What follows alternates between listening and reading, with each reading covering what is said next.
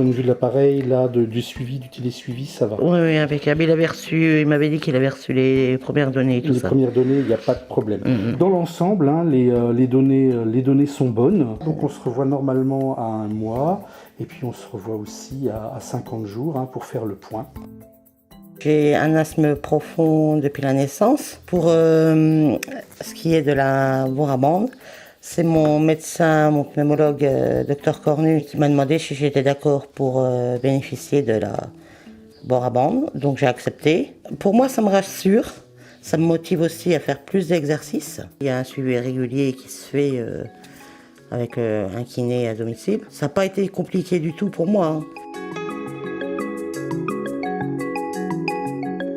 J'ai été chargé de développer dans le secteur le projet Imeuse BPCO. Donc nous allons installer au domicile des patients un bracelet qui s'appelle le Boraband, qui est un système médical, pas un gadget. Le bracelet va permettre de les suivre, mais également de les impliquer dans leur maladie.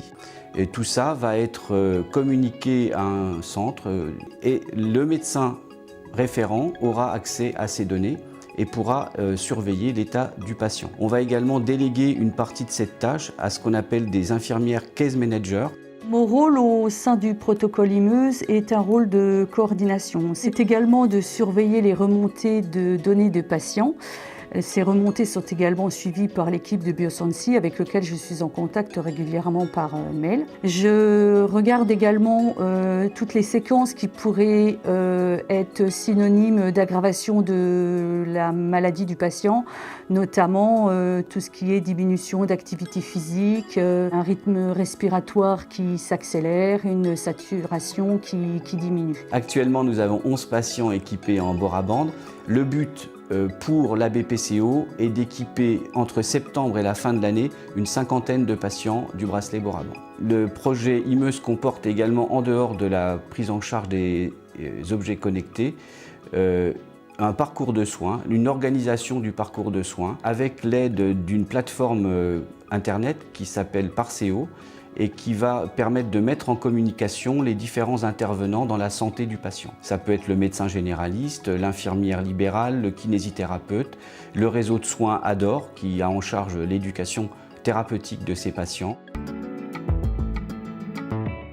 Tous ces groupes de travaux nous ont permis d'aborder vraiment des problématiques qui étaient sur le territoire depuis de nombreuses années, notamment ce problème d'accessibilité de réseau. Donc les équipes techniques se sont vraiment adaptées, améliorées pendant l'expérimentation et maintenant on a des retours plutôt très positifs des choses qui sont mises en place au domicile. Je tenais quand même à souligner aussi l'énorme adaptabilité de ce projet Imeuse puisque en effet on n'avait pas anticipé dans les groupes de travaux cette crise que nous avons traversée l'an dernier.